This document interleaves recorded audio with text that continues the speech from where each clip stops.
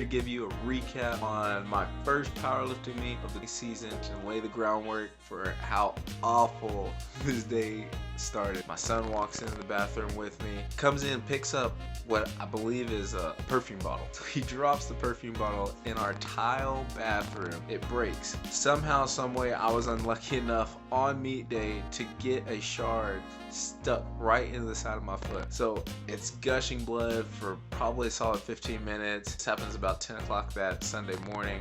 I don't lift until about 3, about an hour to get to the facility. So I leave somewhere about 12 o'clock, get there with time to weigh in case I need to cut some weight. Did a good job of maintaining my body weight 2 weeks prior to the meet, so didn't really have to worry about doing a whole lot of water cutting. Once we get weighed in, get my rack height set, so I picked some weights that I was pretty confident in. Most of them were about 90%. So what we try to do is I try to get under some weights just to feel what it would feel like with some weight on my back. We're opening at 585, not the lightest of weights, but not something I had a whole lot of trouble with. Getting in the warm-up area, normally I go with a really thorough warm-up. Because of the pain in my foot, I didn't get to do a whole lot of those movements because I just couldn't take the pounding on it. Ended up just going with a normal ground series. That way I didn't just go into the platform cold. I, for whatever reason, thought, let's do my opener. I get under the 585 and I bury it. It was a great lift. It felt really good.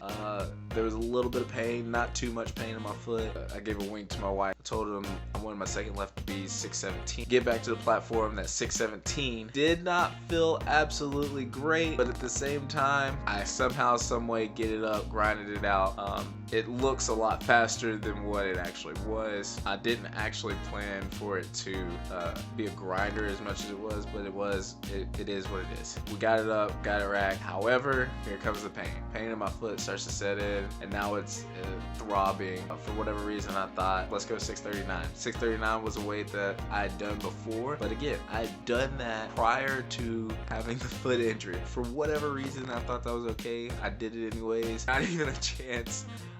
I get to the bottom of it, ended up getting buried by 639, so went 2 for 3 on my squat. Now the bench, I had sat first flight of bench, now the pain's starting to set in. Can't get rooted in, I can't drive off of it. I'm pretty much benching with just my arms. So I get in the bench, get warmed up again, got under some weights backstage, tried to get in the warm-up area. I did more than what my opener was going to be in warm-ups.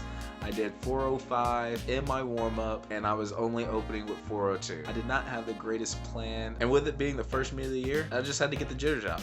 I understood that I'm not better than the bar. All right, the bar can humble you, so I get to the platform with 402 on the bar. I unrack it. I always do my own unracks. You can probably see that I did not communicate that well. Again, this is a big learning curve for me. This is one of those things that I should have told him, hey, I'm gonna unrack my own weight. You don't need to touch the bar. That way I can get the same setup every time and I don't have to rely on somebody dropping the weight over my shoulders too far, and it felt really good. So I made a jump to 425 because of my foot did not get any drive off my foot. So my foot killed me in the bench. I got it up about 3/4 of the way on my second attempt, fell back down. I just couldn't lock it out. Again, it's probably due to lack of tricep work these last couple weeks, and also my foot. Again, everything's coming back to my foot. Just went back disappointed, frustrated, because I know that's a weight I can get. 9 times out of 10, I get that weight off my chest and lock it out. Go to the table, tell them, hey, let's do this again. Thinking maybe it was just a fluke. Even in the third lift, I couldn't get it locked out. I get 3/4 of the way up, boom, just get stuck. So I go 2 for 3 on the squat, then I go 1 for 3 on the bench. Again, I was chasing numbers that I probably shouldn't have been chasing. I get in my first deadlift pull, I just getting locked in, getting set up, and I feel this grab in my hamstring. Grab in my hamstring, and then I feel it go pop. And at that point I knew, there it is, pop, pull my hamstring. At the time, it didn't hurt as bad as it did later that night. So once I get to the house later that night, I lay down on my bed, realize I really messed something up. This could be really, really bad. At this point in time, I'm taking a lot of time off. I haven't actually done a lower body movement since that day, trying to let my hamstring recover. I'm gonna take my time, recover, heal. Hopefully we can get back to some great numbers, and that way we can get another qualifying total. I also want to make sure that I'm taking care of my body properly. The last thing I want to do is be in a position where powerlifting has actually actually hindered me and where it's actually going to be detriment long term. So hopefully over the next course of the week, we get healthy, we pull some good weight in my meet in Austin, and hopefully we have some great things come out of that. If you haven't already, hit the like and subscribe button. I'll see you guys later. Peace.